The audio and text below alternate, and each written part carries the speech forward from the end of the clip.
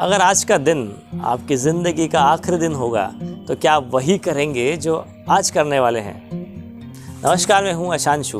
कहानियों के सफ़र में आपको फिर से लिए चलता हूं एक शानदार कहानी के साथ। लेकिन उसके पहले एक छोटी सी रिक्वेस्ट है, यदि आपको मेरी कहानियाँ पसंद आती हैं तो चैनल को सब्सक्राइब ज़रूर कीजिएगा। एक बार की बात है, एक राजा अपने राज्य में बड़ी क्रूरता के साथ बहुत सारी दौलत को इकट्ठा करके शाही खजाना अपने राज्य से बहुत दूर एक जंगल में बनाए तहखाने में खुफिया रूप से छुपा रखा था। खजाने की चाबियां सिर्फ दो लोगों के पास थी, एक राजा और राजा के सबसे खास मंत्री।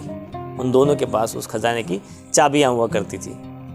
इन दोनों के अलावा किसी को भी उस खुफिया खजाने के बारे में नहीं पता था।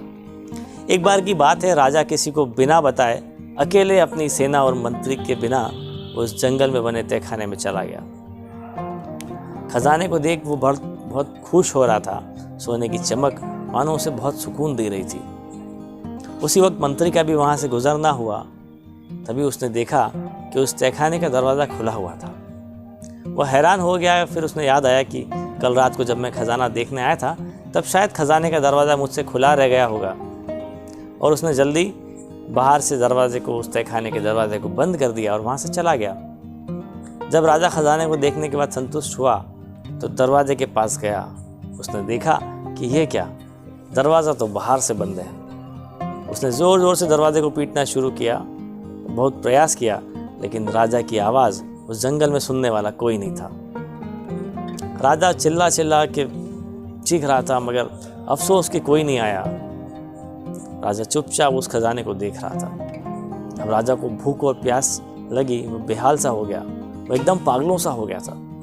वो रेंगता रेंगता हीरो के संदूक के पास पहुंचा और बोला कि ऐ दुनिया के सबसे नायाब हीरे, मुझे एक गिलास पानी दे दे। सोने चांदी के पास गया और बोला कि ऐ सोने चांदी के खजाने, मुझे एक वक्त का भोजन दे दे। राजा भूख से बेहोश हो गए। राजा को जब होश आया तो उसने अपने सारे हीरे चांदी सोना को एक तरफ इकट्ठा करके उसका बिस्तर बना के उस पर लेट गया। वह दुनिया को एक संदेश देना चाहता था, लेकिन उसके पास कलम और कागज़ नहीं थे। उसने पत्थर से अपनी उंगली फोड़कर खून से दीवार पर कुछ लिख दिया। राज्य के मंत्री और सभी लोग राजा को ढूंढने लगे। पूरी सेना राजा को ढूंढने में लग गई, लेकिन वो लोग असफल रहे। बहुत दिन तक जब राजा ना मिला तो मंत्री ने खजाने को देखने के लिए निकल गया। जब वो जंगल गया और दरवाजे को जैसे ही खोला, उसमें से बहुत अजीब सी बदबू आई।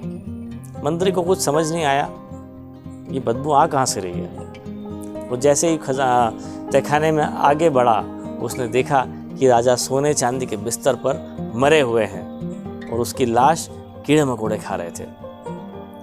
मंत्री ने देखा कि राजा ने दीवार पर कुछ लिखा हुआ था। उस पर लिखा हुआ था कि ये सारी दौलत आपको एक गिलास पानी और एक वक्त का खाना नहीं दे सकती। यही अंतिम सत्य है। आपके साथ आपके कर्मों की दौलत जाएगी। चाहे आप कितनी भी मेहनत से सोने चांदी हीरा मोती इकट्ठा कर लें, यह सब यहीं रह जाएगी। जो जीवन ऊपर वाले ने आपको उपहार के स्वरूप दिया है, उससे अच्छे काम कीजिए, लोगों की भलाई का काम कीजिए, वो भी बिना किसी के स्वार्थ के। जमा कीजिए अच्छे कर्मों की अनमोल दौलत, हमेशा यही काम देगी। कैसी लगती है आपको मेरी कहानियाँ, आप मुझे कमेंट कर ज़रूर बताइएगा। और हाँ, यदि आपने अभी तक चैनल को सब्सक्राइब नहीं किया है तो ज़रूर सब्सक्राइब कीजिएगा। धन्यवाद।